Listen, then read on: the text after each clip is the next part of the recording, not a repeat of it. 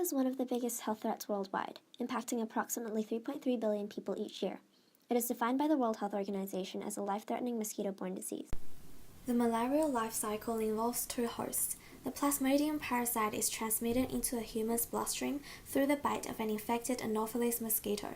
The parasite in the bloodstream travels to the lungs, causing breathing difficulties and respiratory distress. It also destroys and interferes the synthesis of red blood cells to cause a deficiency of oxygen. Those parasites may stick in the blood vessel in the brain, leading to coma and death. Before the 1930s, quinine was the only effective treatment of malaria, and many anti-malarial drugs are derivatives of this compound. However, today quinine is only used to treat falciparum malaria, partly due to its undesirable side effects. Other past anti-malarial compounds include chloroquine, alabrin, mefloquine, halofantrine, and malarone. However, there are now either resistant strains of mosquitoes to these treatments, or they produce undesirable side effects, or both. In recent years, drug-resistant malaria is one of the most significant problems in malarial control. Thus, further research is needed into potential new anti-malarial compounds. New antimalarials should be cheap and single-dose, which makes them easy to administer. But drug discovery is a complex process, part of which involves making sure the compound is absorbed well by the body. Thankfully, we have simple and quite useful criteria called Lipinski's rules, which suggest whether an orally administered drug is likely to diffuse across cell membranes.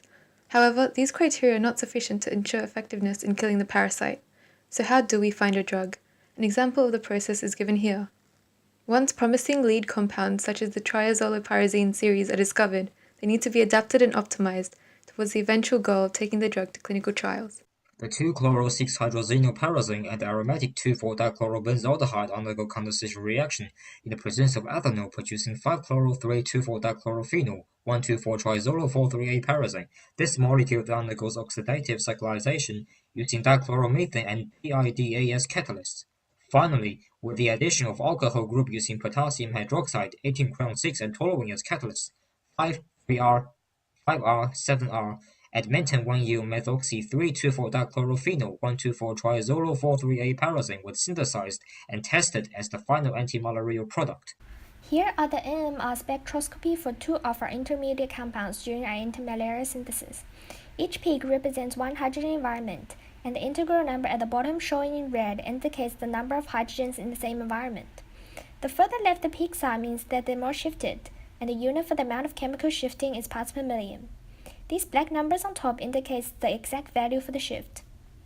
The hydrogens that are closer to electron withdrawing groups tend to have greater shift. For example, this yellow guy at 11.8 ppm is next to a double bond and very close to nitrogen and chlorine. Although it is a constant threat, malaria is also preventable and curable.